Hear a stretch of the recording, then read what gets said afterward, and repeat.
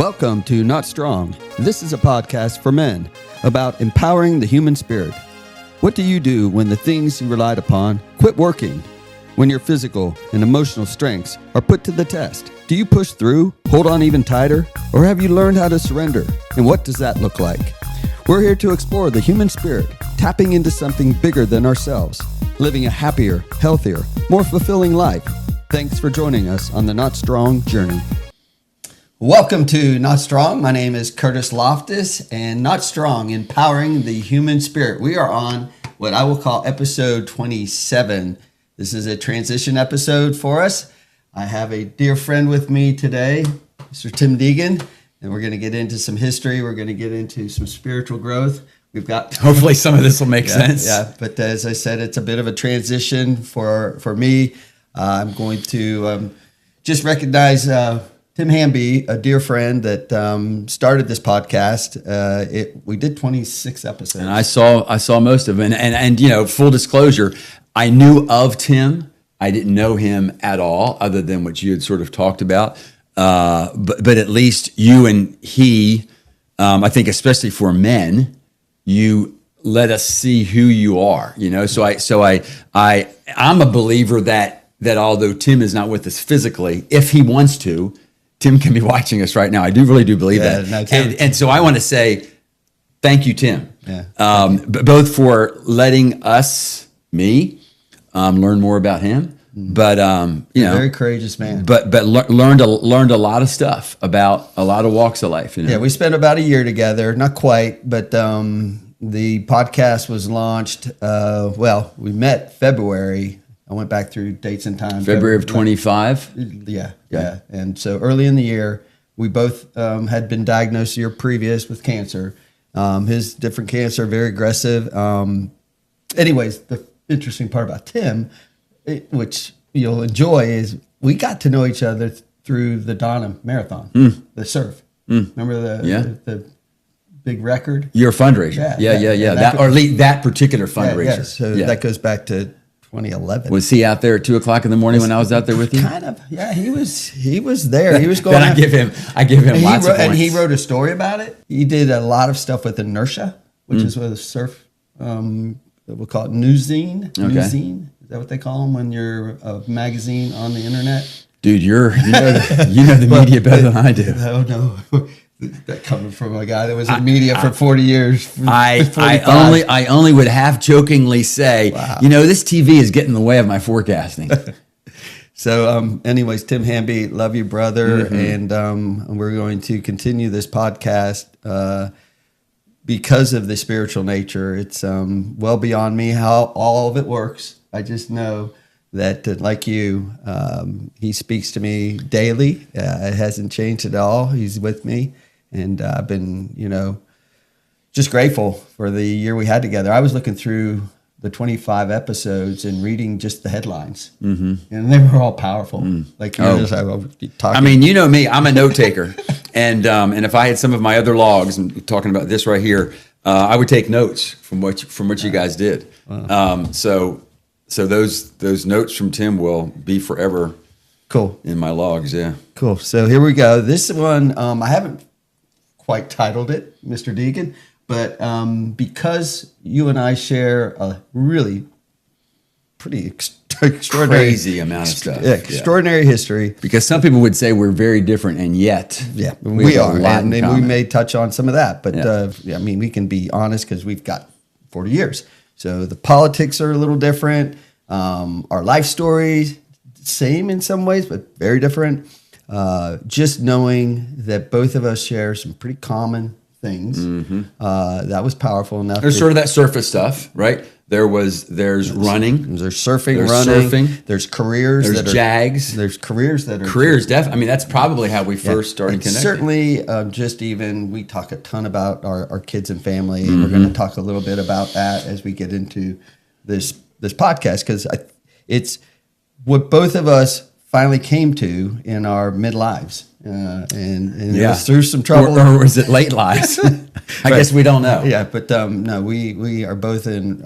I'll just say it, a recovery program. I mentioned it a few times with Tim. He understood it all. Recovery for me is Gosh, so many things, Tim. It's not just one thing. It's so many things. And isn't it? If nothing else, it's beyond us. Yes. I mean, and what I mean by that is spiritually, but I mean, and I think both of us have always loved people, but I can tell you for me, and I think you were similar in that. But when the crunch really got going, me. Yeah. Oh, yeah. This is an ego deflation conversation. Yeah. And two guys with big egos. Yes, no doubt about it.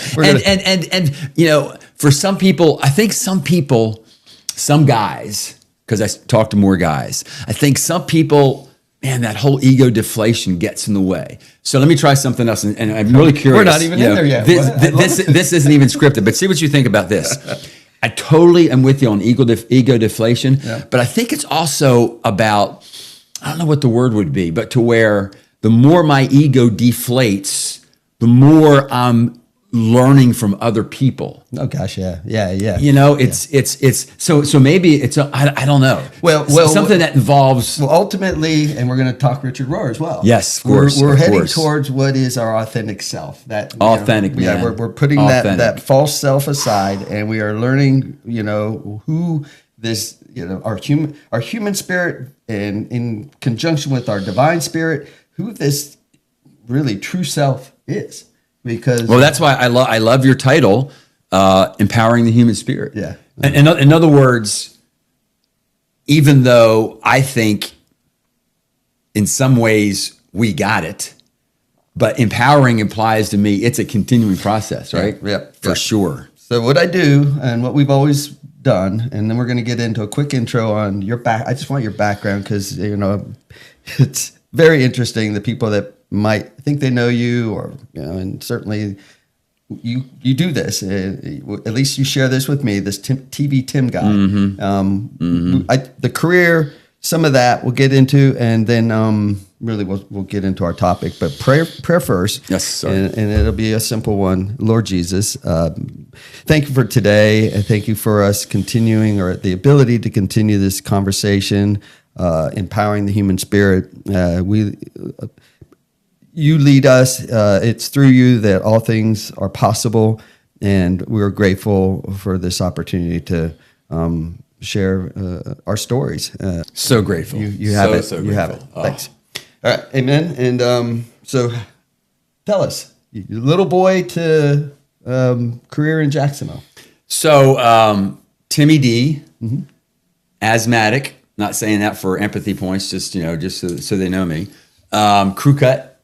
Wilmington, Delaware, used to go to the Jersey Shore, fell in love with body surfing, and could spend hours, even though I was with from a big family, hours marking the waves that they would come up or as they would go back, and then shells, and then body surfing, and didn't really get into surfing, but just love of the ocean. Moved to Corpus Christi, Texas when I was 12 with the family.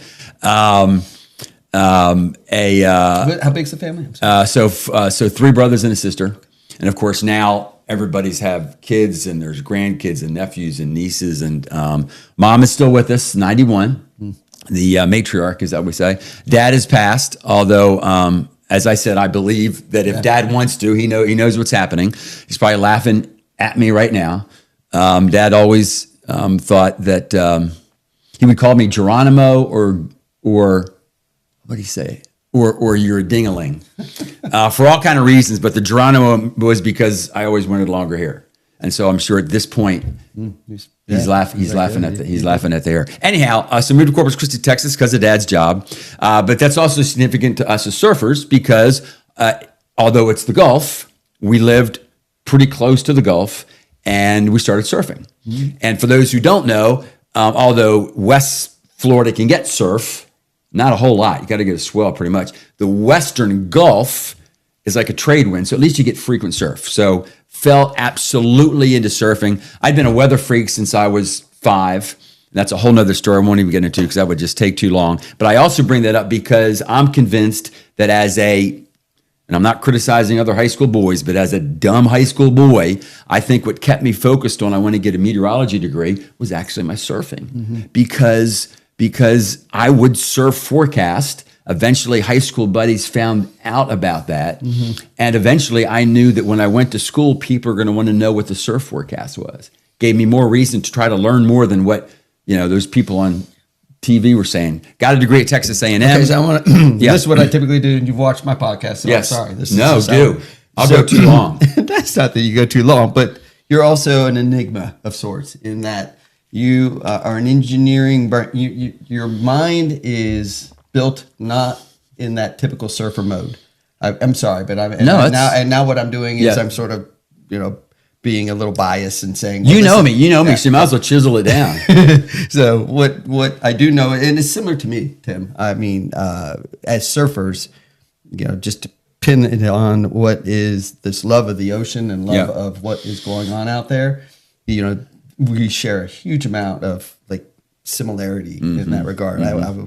When I hear you speak, when I understand who you became, I don't think it's an exaggeration for us to say we love surfing. The ocean, truly love, and finding it, and us becoming surfers, watermen. I mean, that was set as young men, and it never changed. But what I think is curious is that you're also, and this is where we're a little different. You're very much a scientist. You're an engineer. You're whatever you want to. How do you? It's interesting you put it that way because how do you want to classify? I generally consider PhD in weather. And I'm saying that with some humility, hopefully. Okay, go for it. As scientist, I call myself an inexact scientist, but that's kind of a joke. But I like how you say engineering because at Texas A&M and most meteorology schools, even to this day, I went in the 70s, even to this day, 50 years later, is that the majority of our classes before we get to meteorology are math and physics. Right. And so most of my classmates were engineers. That's what it is, and so most of my buddies, if they haven't retired already, they're engineers. Yeah. In fact, real quick story, I promise. One of the guys I became best friends with, we were both losing it in differential equations, and I didn't know this guy, and I looked over to the left. And I think right about the time that I was totally losing focus on what this professor was talking about, I could see he was drawing a wave, and it was a left. And I started drawing a right. And then he wrote something about... I'm goofy foot, Tim is regular. Yes, let's just talk exactly. About it. So I'm going for the lefts, Tim's going for the right. So if you want to draw a wave, you're going to draw that. And so most of my best buddies from college, were engineers. So yeah, I think that's a great way to describe it. Well, and we'll get back on the story now, but that part of our lives, I think, is what's attractive. Or what attracts me to your life is that there's. I said enigma, but there's some things about when you call yourself a surfer that some people classify or however they want to look at it. It's like, this is a love of the ocean and a love of that, the spirit that attracts you, that ocean. I can tell you that I moved. I did the same things. Amazingly, I had several job offers. It wasn't because of my talent, but real quick history of TV. Early 80s is when, number one, they put a freeze on hiring the National Weather Service, which is what I wanted to do. But the early 80s is when local morning news started. Okay. Yeah. So suddenly there was a huge increase in the need for meteorologists. Okay. Yeah. Straight out of school, I had several offers, but that makes sense. But this was the only offer I had at the ocean. So I literally chose here. I didn't know anything about Jacksonville. Yeah. I literally chose here because there's the ocean close by. Exactly. Yeah. Well, and just as a side note, man, the 80s for your industry is so different than industry, obviously. My gosh. Well, what about yours? Well, mine too, but I just think about it. And, because it impacted you, and maybe that kind of is woven into this story some. But that's just a bigger, sort of more challenging thing to address as an individual going into a market that's small and becoming this really. I mean, you were it. Again, the meteorology thing, and how they used that in media, was like big. Back in the 80s, you were like big. And I'm framing that probably in a weird way. Some of the folks that are hearing this are going, what does that all mean? But, from celebrity status, you kind of walked into some of that a little, right? I mean, if we can be. I mean, if sort of? I think you can sort of say that. A little bit. You had agents and stuff like that, managers. Eventually, Yeah. Eventually, and then eventually fired my agent. And that's a whole nother But story. not many people do that in careers. Get agents and have people manage their, the publicity. Yeah, right. Now in TV back then they did, but I could see how that would be different it's a different gig. It's a unique thing. It was certainly a different See gig. how far we've gone off? Yes. So we'll get back. I'm sorry. So young man, and you get the job. And we're going to jump that far forward? Get the job, then get married, have 3 kids. All the while as the family's growing, still staying at the beach because of the love of the ocean. How far do we want to go? Do we want to connect when we connected? Was it late 80s? Yeah, we connected when I had launched Surf Magazine, and I was looking for content, and it just so happened in the late 80s, you were over at the station getting this thing developed called Curlcast. What was it called? Surfcast. Surfcast, Curlcast. Curlcast, maybe. It was basically forecasting before the internet, and it was lined up with the big organizer, because he's out there too, Steve Prom. Yeah, but God love him. Putting surfer, lawyer, yeah. And then people may recognize this name, Terry Strump, who's still here. He's down in St. Augustine. But yeah, it was just going to be this whole thing. And then this group from California, I think they were called Surfline. Yeah. Said, hey, what are you guys doing? Yep, and they learned and about it. And they were supposed to going to give us East Coast, but that's a whole other story too. But I met you, knew of you, met you, and loose friendship at that time because you were writing content for Southwell. But I was, although I didn't know you well, I was super impressed. Man, this guy's got his own magazine. Yeah, I was doing. This is cool. We were so over.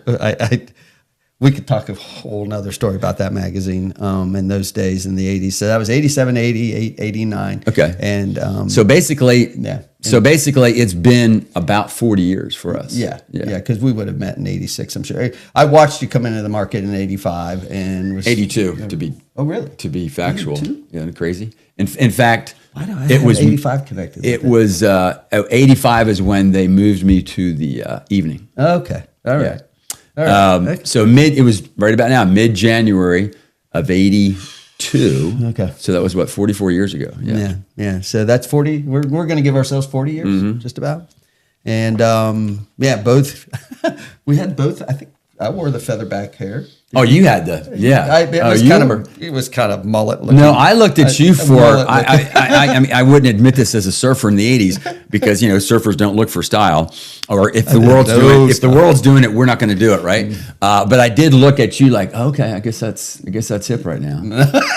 Seriously, and you would have these. What were the big parties you would have? No, those were Halloween no, that was later. Okay.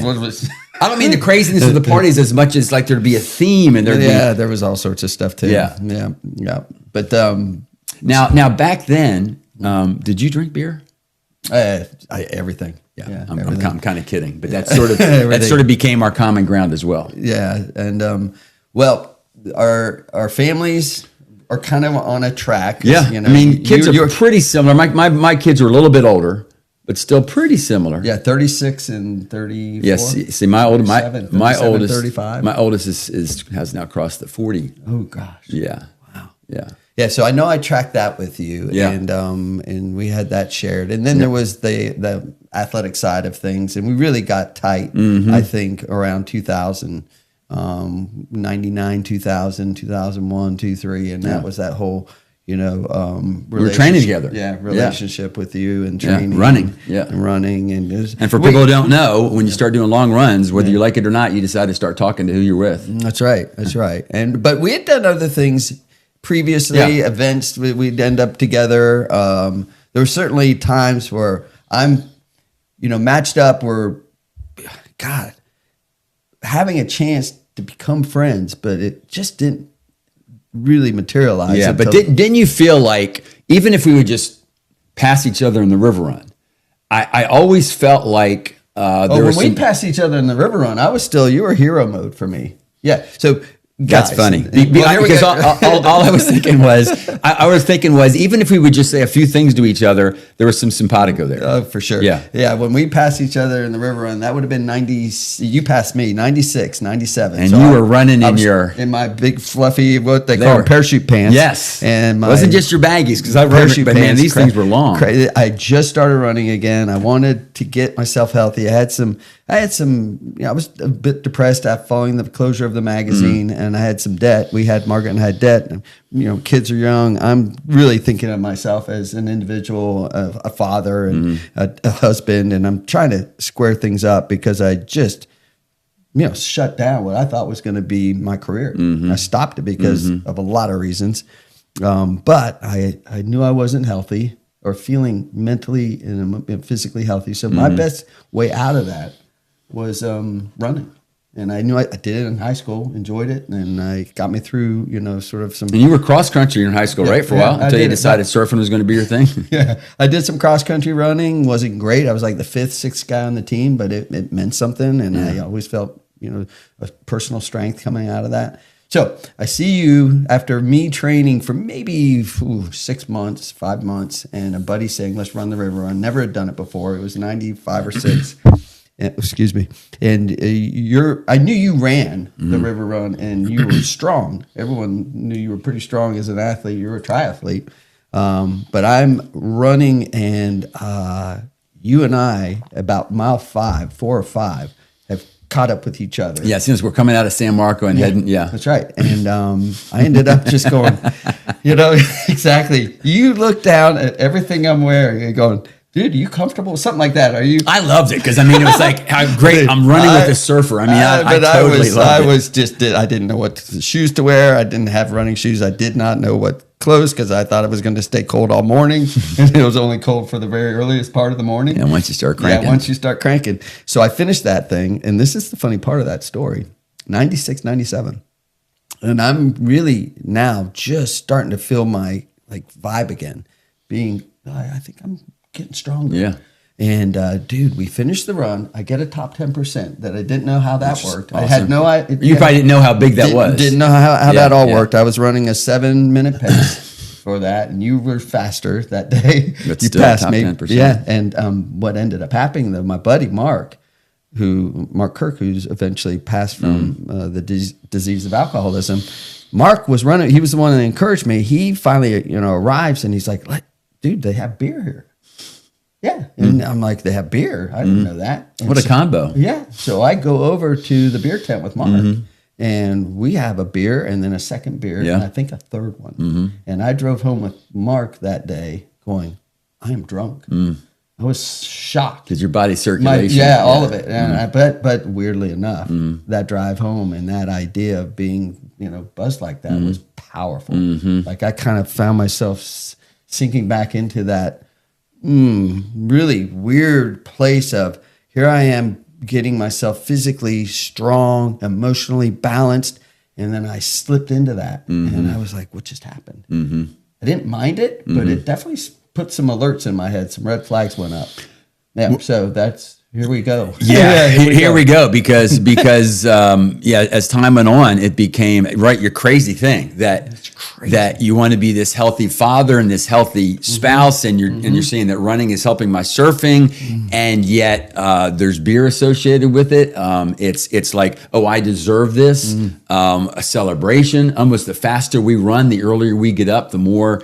Yeah, what a crazy. There was a lot of that, and so we. At that time, again, 96, I don't know how many years ago that is. That's a lot of years ago.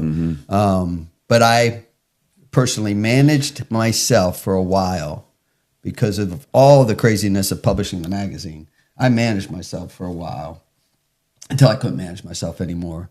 Obviously, me too. I mean, looking back on it, So do you feel like you want to chat a little bit about some of that? Like what? Sure. I just don't want to take up too much time. I guess all I'm trying to do is if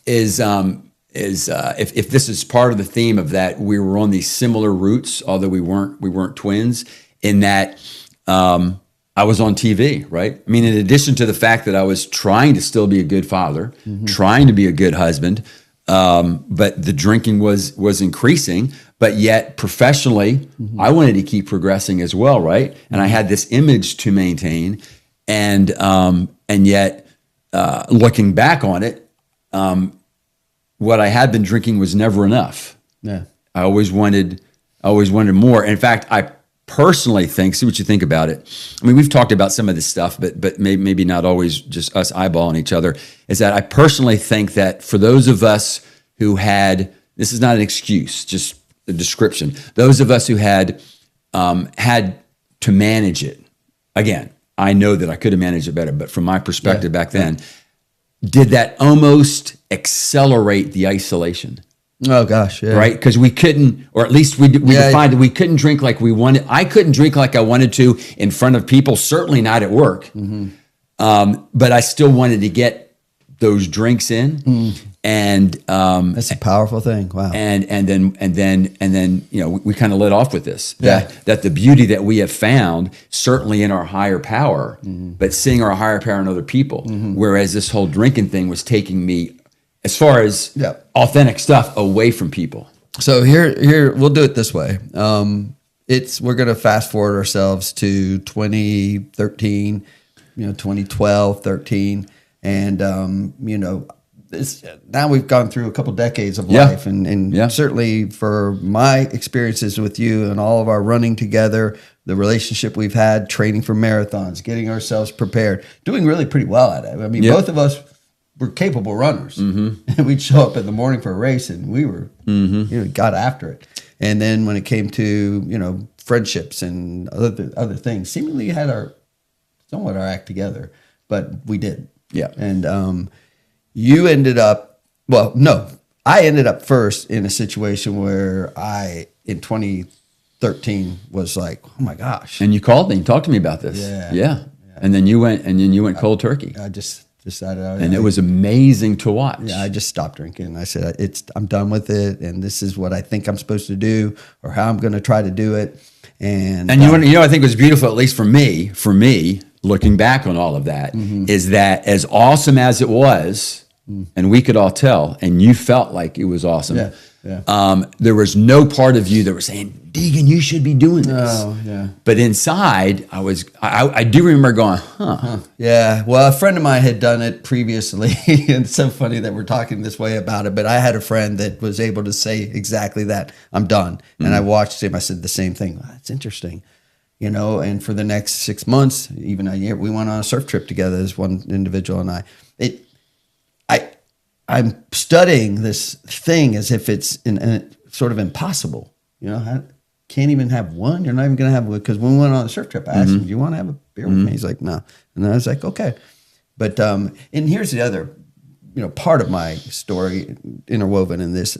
I had gotten really kind of screwed up in my head with my friend Mark when he passed. And everyone that's ever heard my story knows that there was an entirely other thing running parallel with me that I know was screwed up. And it was just me going, hey, God, how does this work? Well, we would go on runs and you would share that stuff intimately. And I've told you this, but it shows where my head was in that after I'd heard about Mark a lot, I started wondering if you were trying to give me a message. All you were doing were sharing your life. Yeah, just speaking it out. But it's interesting because that shows me that even if I didn't think my head was working on it, my head was working on it. Here's this situation where I should be totally thinking about you and Mark. I'm going, I wonder if he's trying to give me a message. I'll give you a hint. Yeah. Well, so when I stopped, it was 2013, and I had no idea really what was ahead of me other than I couldn't drink. It it held me. I knew it was something bigger, more powerful. And what I did is you will share this, I'm sure. I just figured if I stayed busy enough, Tim, and I got right back to all my talents and skills, and I just said, leave this thing out of it and just be busy. That would be enough. And that's what I proceeded to do. I wrote a book. I launched Deck the Chairs. I'm busy as I'll get out. Do you remember what your line is? Because I'm going to quote you as we come back. Yeah, I kind of do. It was Tim, you'll figure out how to fill in the blanks. Yeah. So everything about my life was kind of still on that calendar, still based on, busyness through a day and how I'm going to use my talents and skills. And as long as I don't pick up a drink, I'll be fine. Until I wasn't. So, you and I got super serious about this thing because you ended up. So I got my DUI. In jail. First, I'd never been in jail before. So all kind of wild experiences. First 5-6 hours, I'm doing the shoulda, coulda, woulda. Like, what was I thinking drinking in front of sneakers or da-da-da-da-da. I mean, thank God it didn't hit anybody. But it was way more just a selfish strategy. Why, Yeah, sure. And I was in a cell by myself, and they said, just lay down, go to sleep. I'm like, I can't go to sleep. Because I wasn't just thinking about, I remember when I still wasn't thinking about what I did wrong as much as how to get caught. Yeah. But I was also thinking about TV 10. Yeah, what does it mean to? What is this going to mean for my job, my profession, all of it. my children, going to Relationships, college, everything. wife? Everything. I mean, Everything. a billion different things. So, and now this is kind of funny, but it was significant. So I told myself I'm not going to look at the clock. Clock was right outside the window. Yeah. Pacing. 1:55, 2 o'clock. Pacing. 2 o'clock. Wait a second.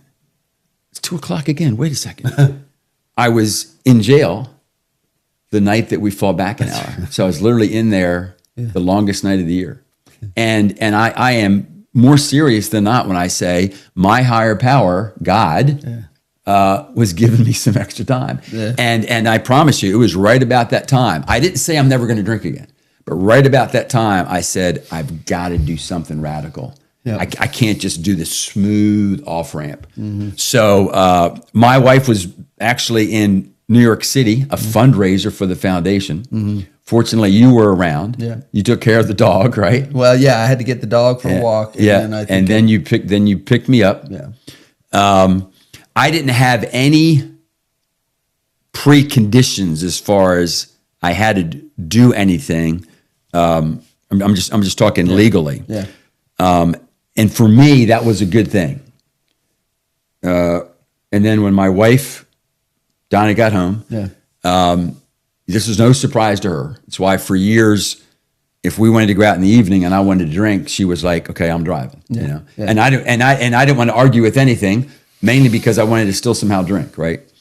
But bottom line is, I called 3 guys when I first got home from jail. Had no idea where my future was going to go. And one was you. Well, we drove home together. Yes. So you stopped and got me a sandwich. Yeah, that conversation, driving back to your house or the condo was, for me, really surreal. It was. It was like, oh my gosh, I'm driving a good friend, dear friend, back to his place where he's going to rest his head on a pillow. He's going to assimilate all this, and it's got to be confusing. And it was confusing because it was confusing for me, because at that time I wasn't still sure about my own sobriety. But you were like, "Hey, dude," you were asking questions, and I was thinking I was like some kind of professional. Yeah, but I wasn't. I wanted to grab a hold of you and go, "How did you?" Yeah, but you got to understand, I was nervous as all get out. That was probably one of the strangest drives I've ever had with someone that I'll just say it. There was some bravado in it. There was some ego in that. There was like, oh, I got this, and this is how I do it. But in my deep down gut, soul, I was like, dude, you don't know what you're saying really either. So we didn't start this journey of spiritual real growth until I came back. Well, and I'm fast forwarding a little bit. Okay, but to double, triple underline your point, because I'm remembering that day, and as much as both of us in our own different ways, but both of us had no problem using the word God or Jesus. Right, true that. We went to churches, but true that. Isn't it interesting on that drive back? Neither one of us were talking in spiritual vocabulary. No. This was still very much ego driven. Yes. Yeah. Yes. You're right. So much. and then talk to you, talk to two other guys. Thank God my wife she wasn't talking to me, but she wasn't telling me you should do this. Right. And the legal system wasn't telling me what to do or not to do. But bottom line, then 24 hours later, I'm starting the 12-step process. Yeah. And so you're in there, and I fail, and I fail not in a big dramatic way. My wife, it was months later, and she's like, asked me one afternoon, "Are you butzed?" And I had started drinking again. I had a glass of wine the night before. It tasted so good. Figured I could, dude, why am I doing this? And I could probably just, secretly manage this thing. Back to that. And it wasn't too long, a few months. And there I was being questioned by the wife. And I'm not going to lie to her. It was one thing I was really, thank God I wasn't going to sit there and tell my wife some story. Plus, let's face it. Well, she would knew. She'd have known. Yeah. But the way I used to argue, dude, it was horrible. The way I tried to manage all of that. So it was for me, yes, you're right. And this was like on a Wednesday or Thursday. I think it was Wednesday. Thursday, I went for a run and in the morning saw your wife walking the dog, just by coincidence, ran right past her. Didn't want to say a word about what was in my head. And boom, I stopped myself. I'm like, it was like, isn't that wild? Yeah, God just sort of yes. You better stop your butt right now and turn around. And I just had to surrender there. And I turned around and I said, hey, Donna, this recovery thing, this AA, trying to be careful with how we use language around here, but the recovery program, how's it working for Tim? And you'd been in not a year, 6 months, 8 months, something like that. But Curtis, it is, I don't know exactly how it works. This is what she said to me. But all I know is it fits him. It fits Tim. You know Tim. And she starts to describe a couple of things. And I'm like, all right, I'm going to follow you in, because at that time I was so freaking scared, that I was like, and what I heard from her and then what I knew about you is I was like, there's something there that might be of benefit. And I just need anything right now. So that was, like, say, Thursday. Friday, I go check out the Penman place, and, park the car 2 blocks away. I walk through. Don't let anyone see that I'm, sneaking into this building. No one's better see me. With these people. Yeah, these people. And then I'm like walk in, and then this guy Jay, this old Jay. Remember old Jay? He was hunched over man, scary as all get out looking. I tell you what, I was like in this really foreign place. I was so scared. Grabbed some literature. He wanted to talk to me. I'm like, I got to go. And I split. And then but the literature I grabbed was all the meeting places, and I found they did one on the beach. So just so folks know, you went to a meeting. But it was 3 days. It was first knowing that I was surrendering. Right. Honestly, I was like, I'm doing this. Yeah. And then, so here we are, finding out that the sponsor, this is what they do. Which was, can I say one more thing? Yeah, sure. Because it is interesting to me. I didn't want to, kind of almost like you, as much as I was truly, initially for me, what I found out right away was, wow, I'm in a room with authentic people. Good, bad, or ugly. Man, this is like, anyhow. Yeah. So that, and I realized at least for that hour, I was kind of in a peaceful place. Because the first 2 months, I didn't, professionally, personally, I didn't know where my life was going to go. But, and everyone knows you, Tim. So, and I'm saying that again because I do think it's part of your story that's super powerful. You have to, in your mind, put that kind of aside, which is almost impossible, and say, I'm working on myself, and I'm going to start to address these things that are, deeply. But you know what? I hear you. But you know what we should get right into, though, and this is not me trying to score points. No. Fortunately for me, and again, I think this was a higher power thing. I'm in the second row of Publix. I got second row of Publix. And one of the other things one of the guys said to me was, Tim, the one thing you have in control right now is to be honest. Big, small, or anything else. And I was thinking about that whole public part, because by then my orange uniform picture was all over the place and whatnot. And I was in the second row of Publix, 8 o'clock in the morning. Hardly anybody's there. But he had said, don't sit up in your castle, feel sorry for yourself, get down on yourself. do some things that, and this is a guy that's part of the 12-step program. Do some things you normally do. What do you normally do? I'll go to Publix on Monday. Okay, go to Publix. Second row. And man, you know, you've heard this, but to your point about the public thing, something in me went, okay, everybody at least thinks they know my story. So actually now I don't have the burden of saying, well, I did this, I did that. Mm-hmm. It sort of became this freeing thing. Yeah, okay, that makes sense. Because I could go, okay, from this point on, I'm going to be honest. Yeah, and as this guy said, it was true. He said, some people will never forgive you. Yeah. Some people will right away. But he said, if you can be honest, well put. Yeah. So that's where we're at. And we're I know we've chewed up a lot of time getting to this. No, but it's okay because now we get to get into sponsorship, which is the goal, and how that thing works. Because I needed a sponsor, had no idea that's what this program how it keeps. I know. The one thing that I wanted to get to that I rambled and got around was that just like you didn't say a whole lot to me when you did that first period of not drinking.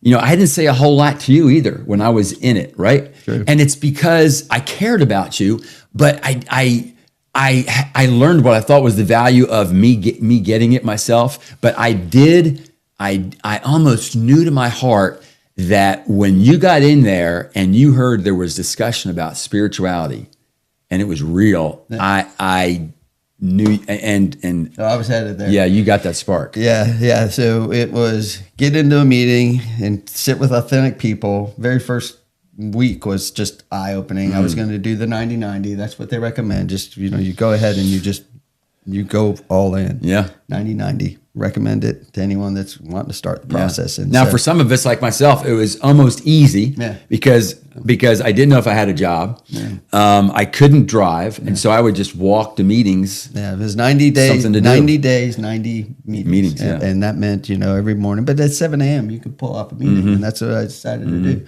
And then it was like, get a sponsor.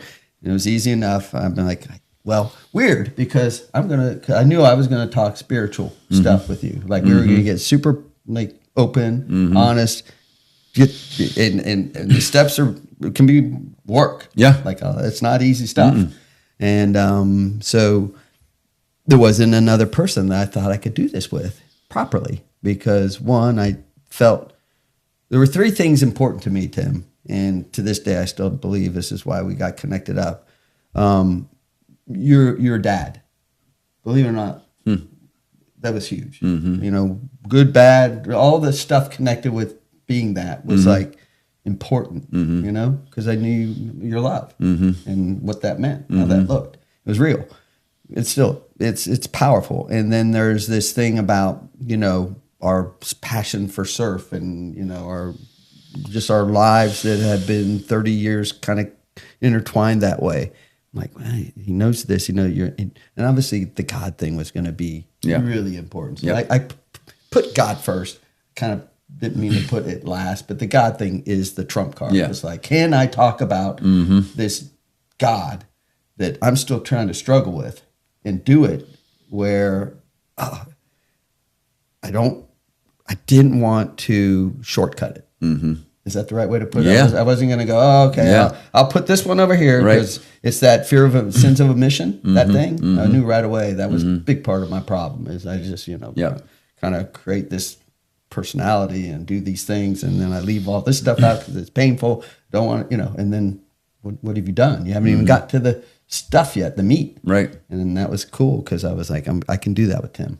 You're my first. And I even asked my sponsor and mentors from there. I said, I've only been doing this for whatever it was, 8 months or something. It was 8 to 9 months. It was not fully a year yet. And they all to a person said, if you care about this person and you just speak from your experience, that was huge advice for me. Just speak from your experience that, you can do it. Yeah. Now, I personally feel I still picture going to your the office, to your office, and I was with my list of my fourth step and stuff like that. Now I can tell you having all this your surf stuff around helped me too, but I don't think we've actually asked each other this. But don't you feel like as much as we knew we were going to get into it, and it's heavy stuff, especially I think for both of us, the heaviness that we caused the people we love, right? Yeah. That we couldn't omit that stuff anymore. But don't you feel like it was like, almost like we were given a freedom to like, man, we can, Yeah. I mean, there's gonna be work, but, and I don't want to downplay it, but almost like a run. Yeah. You know, the crazy thing about a run is, especially a long run, is no one's making you. You're deciding for yourself. You're going to get out there, initially going to feel sort of tight, not breathing right, take a while to get in the groove. Then you're going to be out there and it's like, how long are we going to go? And to me, there was sort of this freedom of, okay, you know, this is going to be work. We're going to be breathing hard, metaphorically. Yeah. But you know what? I think we both want to do this. Oh gosh, yeah. Well, yeah, for sure. And what started to happen for me, and that's where I'm going to skip past some of this stuff, but you know, you are a reader. Yes, love to read. And you love to read, and that was a big help. So the second part of this is where you get into some of the Richard Rohr stuff. So I'll just go right to Richard Rohr, because I think those are Richard Rohr, who is this well known in that world of mystics and spiritual leadership. He's one of the top ones in the world. I mean, he's been doing it since the 70s. I think at least, and both of us, because you know, we both, again, we'd gone to organized church. Yep. We'd read the Bible, but I had a lot of years as a Catholic. You're still Catholic. Yeah. Which I think is beautiful, because I used to have this, again, bias sort of set up for a while with the Catholicism until Richard. You know, there's a lot of things that, you know, I got healed in my head and heart based on, you know, one, the surrender came through this program, and then really starting to open myself up to what is like God's character. Yeah. And we've talked about this. I think one of the many things we like about him is he's flexible in his things aren't black and white. But he's a whole lot more educated than we are as far as biblical and theological stuff. And so I feel like, at least, because we can get kind of crazy in our talking, or at least the world might say it's crazy. But I do think at least he comes from some type of solid theological foundation. And so what you did early on is, as you were hearing me, and you knew that I was leaning in as best I could from a spiritual standpoint, because I felt like, okay, I get it. Here I am, this individual that has had these parts to me, you know, this physical Curtis and these emotional, and, you know, the thing that is my career, and, you know, myself as a husband and a dad. There is something that has been created that is a false person. And so one of the first books you handed me had nothing to do with the program, because Richard Rohr has written about the program. It's called, you know, Breathing Underwater. But your very first book that, to me, that was a Richard Rohr book, was Falling Upwards. And I'm like, okay. And holy moly, it was like game on. Yeah. We are going. I am now I've got this program which I love. I did. I loved it. I know you do. Yeah, there are people that come into the program that are like, whoa. Yeah, no, I mean, hate this, hate that, judge this. I can tell you that if there were, if I was maybe occasionally having a dry or sort of neutral kind of thing, I mean, you would reignite me because you were so sparking on it. Yeah. To this day, it's so Richard Rohr, Falling Upward was one of the first kind of dives into this thing that happens in men's life. That is that first and second half of life stuff. That's just basic stuff. You know, the whole career, the whole conquer, the whole get yourself to a place where, you know, you've done everything you're supposed to do, or you think you're supposed to do, and you're still empty. Or you're failing finally. Or at least we're painting the picture to the world that, there it is. You know, Yeah. I mean, what should we come up with here? So TV Tim, I think, defines some of that, right? Yeah. Without dissing TV, I love the job, but TV Tim defines this sort of image that was there. You know, what should we call you? You were, oh gosh, I was just cartoon Curtis. No, there was not 30-year artistic. No, it's fine. There was a caricature of sorts. There you go. So caricature Curtis. Yeah. You know, but my kids, my friends call me K-Dog, and you know, that was this sort of dude that surfed. He could make some pretty bold calls on how I A would lot of stuff. Yeah. All the way to your spices. everything. I mean, just- whatever you everything did, you was were, like 150%. Just boom, blow it off. I mean, blow it up. And so my life was built around that, which in a way, it can be somewhat attractive. Yeah. It doesn't have to be. And maybe that's another point we should say right now. I don't think It's a- that ego deflation means everything we are was at all. No, but it's just that person, that personality. And that's funny because as I was reading some of the notes, personality versus identities, those are kind of two different things as well. But I had built this sort of false identity, and that book helped me. And it was at the same time I was just getting into the step work with you. And that's this kind of final place that I want to go to sponsor and sponsee with Richard and our journey. And maybe he's best explains the sponsor growth out of breathing underwater, some of the notes that he has there. So if it's cool, Of course. we'll do some glasses here. And just, because I asked the Google, Yeah. or the chat. Do you use chat? I do. Oh, good. I so the way I framed it up is, can you pull out supporting material from his books, which the main book is Breathing Underwater, that help understand or describe why this is so successful or can be so successful with the sponsor-sponsee? Why is it important that men get together and address these things like we do in the program? Because there's nothing else like it anywhere in the world. It's like you look around and you think to yourself, and we've said it, why don't we do more of this? Why don't men talk Especially, I think, men. why don't we talk to each other in this way? About real stuff. Real stuff, yes. So Rohr's core insight, transformation does not happen in isolation. Hold it. Can I underline that word? Transformation. Yeah, that's it. Yeah. I think that's Well, he says it like transformation. does not happen in isolation. Yeah. God's grace almost always comes mediated through another human being. There's one of the things that Rohr. To me, you could say that. You could read that 10. Seriously, you could read that out loud 10 times in a row. Yeah. I mean, that's like. Yeah. Rohr repeatedly emphasizes that the genius of AA is that no one heals themselves, no one interprets their own spiritual progress accurately, and no one is trusted with absolute authority over their own soul. And he says, this is sort of a paraphrase theme. We do not think ourselves into new ways of living. We live ourselves into new ways of thinking. And I mean, those are. Can I just say from experience, you acknowledge that I like to read, and I love to read. As I was, and I'm going to go back quick just to emphasize that point. Okay. That's what I tried to do, amongst many things. Okay. But in the 90s and then the next decade, I was reading theological stuff, spiritual stuff, more than I ever had. Seriously. No, I get it. Before sunrise. Yeah. And by 9 o'clock in the morning, It was flat. if not worse. Yeah. Yeah. Oh, true. You could use that against, it could work against you. Yeah, absolutely. I get it. Absolutely. Yeah. So, sponsorship as a substitute.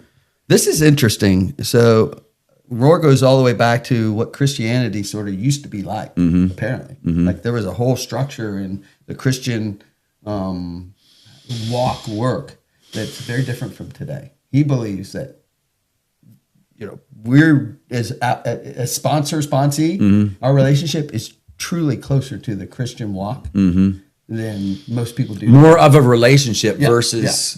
Yeah, exactly. No kind of hierarchy of things. Yeah. It's like literally relational. Yeah. I And that's understand who you are, Right. I see what you're going through. Right. I know what you're struggling with, and that relational thing is powerful. Because to me, what some folks might not realize is that this whole sponsorship, sponsee thing, the sponsor, at least initially, has a little more experience, but it's pretty horizontal. It can be for sure, Right? I mean, I challenge you. You challenge me. Yeah. Not challenge. But what I mean is, I don't really look at it as a hierarchy. Yes, for sure. That's what it says here. Yeah. Historically, Christianity included spiritual directors, confessors, rule of life companions, elders who knew your real life. Modern Christianity, Rohr argues, often replaced these with private morality, intellectual belief, clergy as experts rather than companions. So sponsorship restores what was lost. A guide who has walked the terrain, someone who knows your patterns, not just your theology, and a relationship grounded in humility, not status, right? So, and he says, you cannot do the work of step 4, and that step 4 is where you dig into some of the wrongs, some of the harms, some of the things. You start to identify what happened in your life, what brought you to this strange place where you're like drinking all the time or whatever. And what do you, but that gets flushed out in step 4. And so you cannot do the work of step 4 without another person. That is not a flaw in the system. It is the point. And then it talks about ego collapse requires a witness. That makes sense, obviously, right? Yeah, yeah, and to me, how about and a support, because to me there's a 2-part equation here. Is that yes, you're deflating your own ego, but you're not turning it into this melodramatic, I'm a terrible person, right? Or I'm not going to regret the past or shut the door on it. There's no telling how many times I did that in my drinking, especially by the end of the night, where I'm naming everything that I've done wrong and I'm feeling terrible about it. This melodramatic thing, but then I'd be right back at it the next day. That's crazy. Yeah, the insanity of it. The insanity. Yeah. So Rohr teaches the ego will reinterpret spirituality to protect itself. That's an interesting one. The ego will use religion to avoid conversion. Oh, that one. And then the ego prefers ideas over relationships. The sponsor functions as a mirror the ego cannot control, reality check when spiritual bypassing appears, and then a grounding presence when shame or inflation arises. So the ego hates dependence, yet dependence is the doorway to God. And that's that. I mean, and to me, that's another. What's the word you like to use? Paradox. The paradox. In that this dependence on our higher power is such a freeing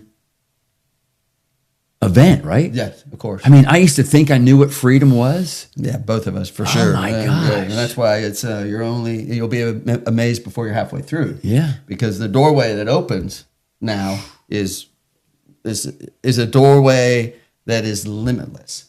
I think truly. Yeah, it's like limitless. If you think about your journey over the last 11 years, 12, it's like remembering the Tim entering the program. Yep. And what I love about your halfway part is, does that mean our lives are perfect? Does that mean we're perfect? Not even close. That's exactly why you use that terminology. Yeah. Because you're still. But that means it never gets boring. It never stops. Yeah. Here's one: confession without punishment. Why step 5 is central. Rohr devotes special attention to step 5, admitted to God, to ourselves, and to another human being, the exact nature of our wrongs. He calls this the fulcrum step. So why sponsorship matters here. Confession requires a safe, non-judging witness. God's forgiveness must be heard through human acceptance, and shame dissolves when truth is spoken out loud. So Rohr insists private confession reinforces self-reliance. Without trying to take this, you said when truth is spoken out loud. I think that's why for whatever reason, as humans, this speaking to each other, saying it out loud, there's something about that. Same thing about a meeting. But I want to take it a step further. Go for it. Yeah. Okay. At least from the spiritual angle we come at. So although I've heard, and the word was created, and the word, and we're talking about Jesus, we're talking about God, we're talking about love, but the word. And that means so much more to me now than it even used to. And I can't say anything more than what I'm saying now, but just there is something about a safe place to put it into words that's where the love gets to. Yeah. It's like you said, it's amazing. Well, and it has a lot to do with the vulnerability. It has a lot to do with the humility. Yep. It's all of that stuff. Yeah. But here it is. Ready? Secrets lose their power when they are spoken in the presence of compassion. So, you know, that compassionate environment, that loving environment, that acceptance. Right. That's so huge. Yeah, because you know it's safe. Yep. You're like, okay, I get it now. And it may not be even in that environment the perfect, you know, like the synergies and all the different kind of things that happen in rooms and, you know, with relationships. It's like anything. It's kind of messy. Yeah. But you go into it with this understanding that God's got it. Yep. And this is where I'm supposed to heal. Yep. And I think that that as you're doing that, you know, with the other person, it does become a back and forth. It really needs to be, or else it's not going to work. But it's like you say, it's not going to be 24/7. But if you feel just a few moments of that, man, it's like, okay. The emergence of the true self. We get to say that. Some people, when they hear true self, they're just probably, if you're hearing this and you're like, what the heck does that mean? Yeah. All I know is the man sitting here with you is an entirely different man than was, you know, you would sit with 12 years ago, 15, you know, 13 years ago. So Rohr's broader theology of the true self versus false self runs through breathing underwater. He argues addiction is not the problem, it's the symptom. What do you think about that, right? Yeah, I mean, you know, we say it all the time, or I say it all the time, and that is that, especially if, especially. Do you feel like you're trying to? Yeah, go ahead. When you hear the word addiction, can Yes. we qualify that a little bit? Do you feel like addiction is more like this thing where it's almost like an idol? Oh, I totally agree. Right? I totally agree. You know, so therefore, it could be a anything, lot of anything. different things. And right? all of us deal with idols and Yes. addictions and things we focus on way too Yes, much. Right? that's why. Again, as you know, I have no problem with the word God. Right. But what I love about higher power, whether I'm talking to somebody else or myself, it's a constant reminder of Tim. Yeah. You're not the highest power. That's right. That's you know? right. That's right. That piece of food is not the highest power. That drink, that routine, that car, Yeah. whatever. This device. Yes. Yeah. Right. Exactly. Yeah. So the false self is built around fear, control, and image. The steps dismantle the false self systematically. And sponsorship accelerates this because someone else sees when you revert to performance. Someone else names your patterns gently but clearly. Yeah. And someone else reminds you who you are becoming. So the true self is who you are in God. The false self is who you think you must be to survive. And so the sponsor helps protect the emergence of the true self when it feels unfamiliar and risky. And that's really important because you do bump up against what is very uncomfortable things as you emerge into the true self.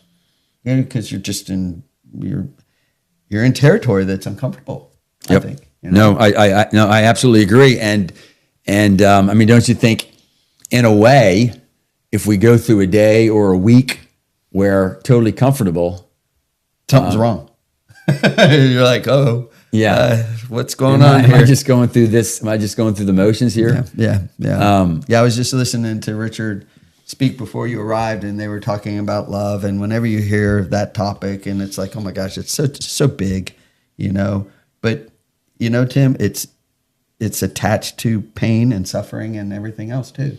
You know, if you're going to love big, if you're going to love great, just get ready because. Well, as we mentioned, you know, neither one of our lives are perfect. As you know, there are people that I had, in my opinion, amazing, loving relationships with over 25 years ago. That isn't happening right now. So how can I be happy, joyous, and free? And it's because, and Richard talks about this all the time, but so do the 12-step program, and that is that. Humility. With humility, we acknowledge where things aren't perfect, but it's reality. Yeah, it's okay. And I don't know, you know, maybe it's becoming a cliche these days, but it's, what do people say? It's the cracks where the light, love of God shines through. Yeah. The cracks, the broken structure, the broken vessels where, And you know, I don't want to simplify it too much, but for other people out there who maybe are surfers and runners, I mean, let's face it, it's the waves where we're right on the edge. And as we know, every wave is different. Or when we're running, and especially if it's long distance, what are some of the best runs? You can't be aerobic for the whole long run. I mean, you can't be anaerobic for the whole long run. If you're not breathing hard enough, and so you're kind of pushing to the edge. And I think so. For instance, as a runner, you're pushing to the edge. You're feeling both. I'm breathing good, but I'm sort of.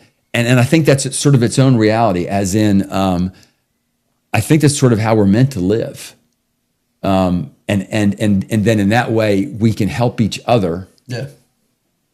In other words, maybe we're there to help each other because we can't balance this thing by ourselves. I think that's it. We can't. Right. Yeah. Absolutely. And but I know with my life, I tended to live it in a manner that was double-minded. Mm-hmm. Kind of like I would play this game for so long in my head that was like just double-minded.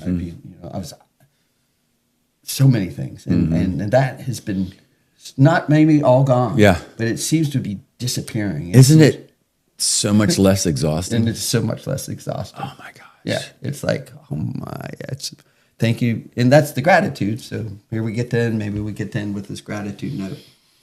Because I mean, that's to me, that's where the serenity can be, or is. Yeah. The whole restless discontent, there are certainly challenges and problems and things going on that you're having to address on a daily basis. But one, right away, a drink won't solve it. And two, that God's your higher powers got this. And you know what I like to say, that if nothing else, here's this unexpected thing. Mystery. I love mystery. Yeah, mystery. Okay, Tim, I'm not the highest power, so let's just stay curious here. And then, how about curiosity? Tim Hamby and I got a chance to talk about that in one of our podcasts, and we had so many discussions. And I miss you, Tim, but I also know you're here with me. It was just powerful to walk through a year with a man that was willing like that, that hadn't been in a program like this. I came at it like because of recovery. Yeah. Wide open. Yeah.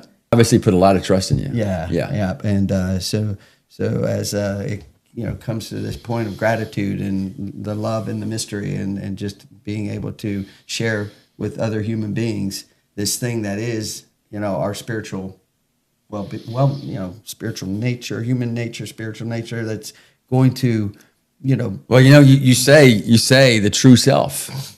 I think we both believe that we're almost repeating ourselves when we say our spiritual nature and the true self. It's like the closer I get to my spiritual nature, that's probably the closer to my true self that I am. And I think whenever it gets too complicated, it's, somebody that I can love and understand.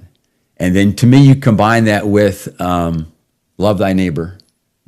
Who's thy neighbor? And I hear that Good Samaritan story. Anyhow, to me, there's a billion other ways we could say it, but if it gets to our simple selves. What I'd like to finish this off is share the Serenity Prayer with the folks, and we'll close this out. Yeah, okay.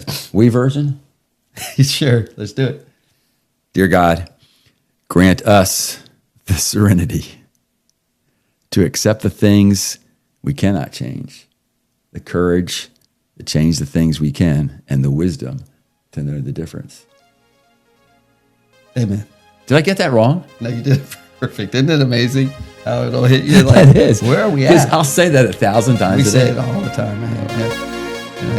Dude, you're going to have to do a lot of editing.